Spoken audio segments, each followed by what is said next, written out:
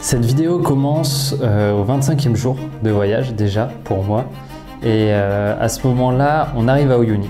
On vient de finir nos 4 jours de tour dans le désert du sud de la Bolivie. C'était incroyable clairement et on laisse Tito, Jordan et Julie. Nous avec Chloé et Sylvestre on continue notre traversée de la Bolivie vers le nord et ensuite l'objectif c'est de passer au Pérou. À ce moment-là, ouais, le voyage se corse pas mal, mais juste pour quelques jours.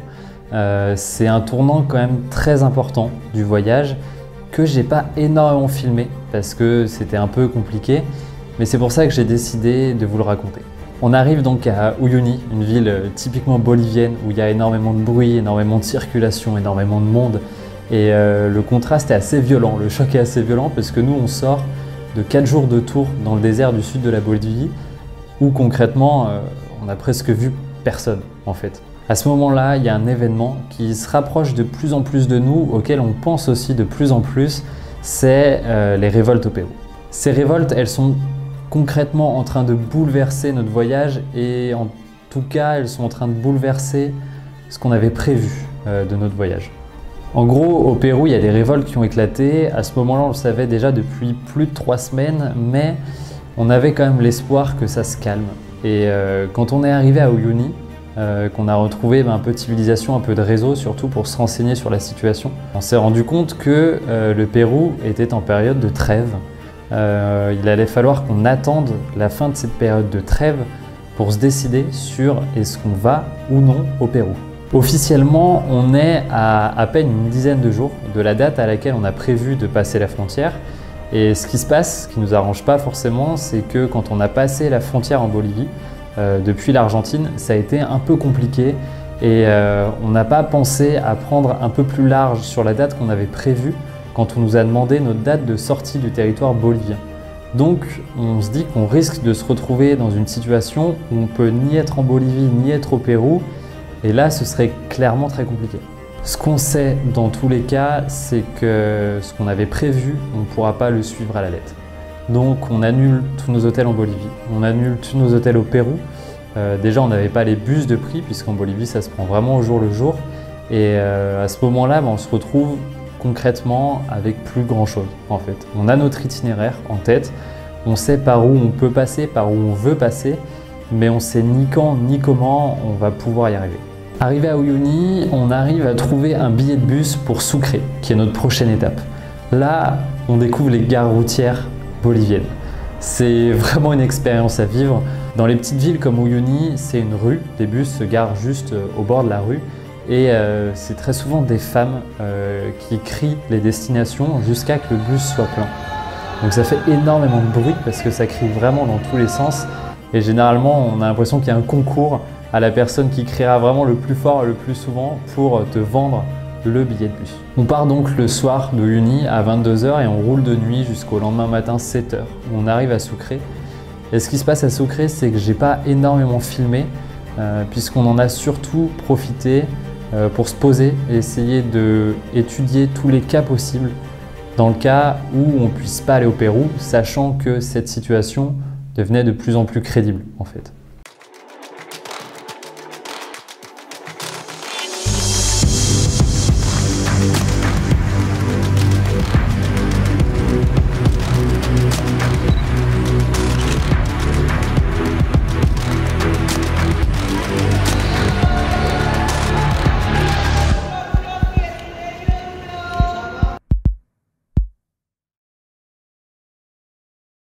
On est 3 jours après et on a pas mal chamboulé notre itinéraire puisqu'on décide d'aller à La Paz.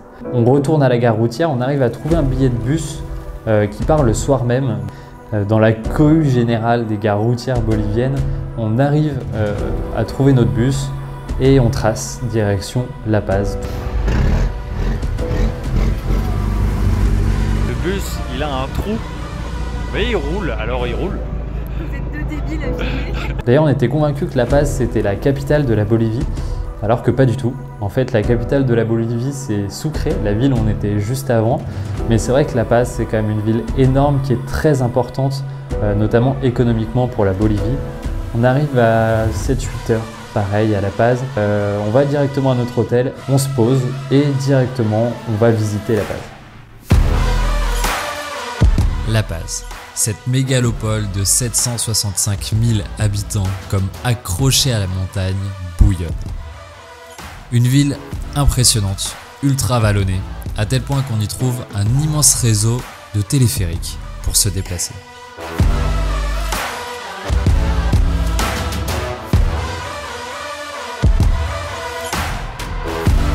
Entre ces interminables avenues dans le centre et les immenses marchés sur les hauteurs, La Paz, c'est la ville à ne pas rater en Bolivie.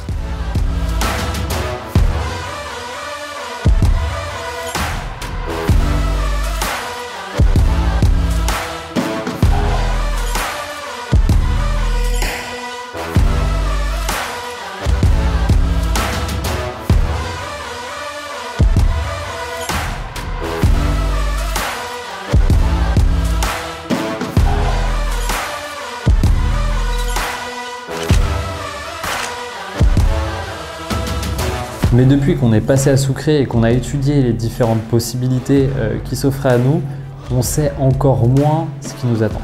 Si on se fie officiellement à ce qu'on avait prévu, dans 3 jours, on doit passer la frontière vers le Pérou. Ça, honnêtement, on sait que ça va pas être possible. On sait sans doute qu'on va devoir annuler notre passage au Pérou, mais on veut quand même surtout pas se planter parce que ça veut quand même dire annuler officiellement le lac Titicaca, le Machu Picchu. C'est quand même des points très importants de notre voyage. Donc voilà, on voulait vraiment être sûr de ne pas le regretter. Entre temps, on avait aussi exploré la possibilité potentiellement d'aller en Amazonie. Mais pareil, ça nécessite de mobiliser des guides au dernier moment. C'est quand même quelque chose d'important. Donc on attend de voir comment ça se passe. L'avantage, c'est qu'en Bolivie, tout se fait vraiment à la dernière minute. Mais c'est vrai que quand on se retrouve dans cette situation où on se dit que peut-être dans 2 jours, on va passer le lac Titicaca, aller au Pérou, peut-être que dans 2 jours, on va prendre un bus pour aller à Rurrenabaque et aller dans la forêt amazonienne, c'est à la fois compliqué, mais en même temps assez stimulant parce que on ne sait vraiment pas du tout ce qui nous attend. Là, il n'y a pas de blague, c'est-à-dire que dans 2 jours, on ne sait pas où on sera, vraiment. Et en fait, ça dépend de tellement de choses qu'il arrive un moment où on est obligé de se résigner à attendre. Certes, il faut qu'on prenne des décisions pour dans 3 jours, mais on ne peut pas les prendre pour le moment. Donc on attend. Et vraiment, on ne vit plus au jour le jour, en fait. On vit à l'heure à l'heure.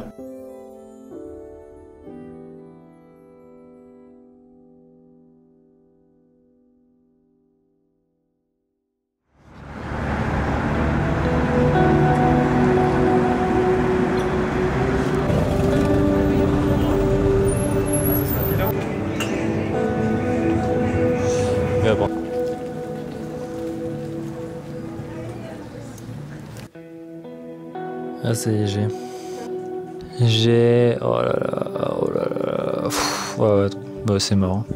Autour du lac Titicaca, là, 1, 2, 3. Alors, toute la zone où on doit aller, là, les 3 zones où on doit aller, elles sont bloquées.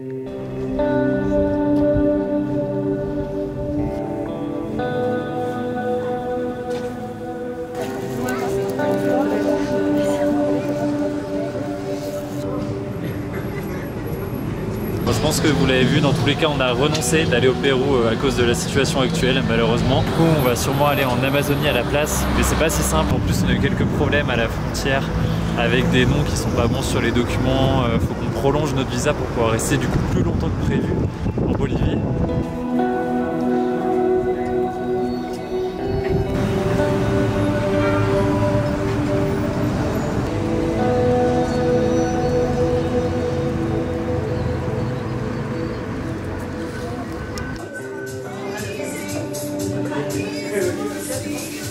C'est fou, on dirait que t'es ultra concentré, Sylvestre, que tu cherches des billets d'avion.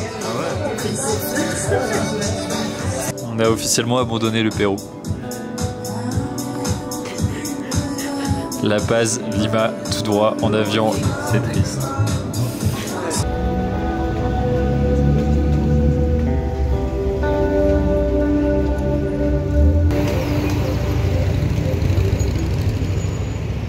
Donc voilà, on a fini par officialiser notre annulation de passage au Pérou. De mon côté, j'ai décidé de prendre un vol qui partait 5 ou 6 jours plus tard. directement de La Paz pour aller à Lima, capitale du Pérou, et faire un reportage sur la situation sur place. On est quand même resté 5 jours de plus que ce qu'on avait prévu en Bolivie, et vous allez voir que finalement, on l'a pas regretté. Après ces 4 jours d'incertitude et de flottement, malgré l'annulation de notre passage sur le lac Titicaca et le Machu Picchu, l'aventure repart de plus belle. Le bus est parti sans nous. Nous sommes rejoints par 2 autres Français que nous connaissons bien, Pierrick et Julien. Tous les 5, nous partons en direction de Rurrenabaque, au nord-est de la Bolivie, pour s'enfoncer dans la forêt amazonienne.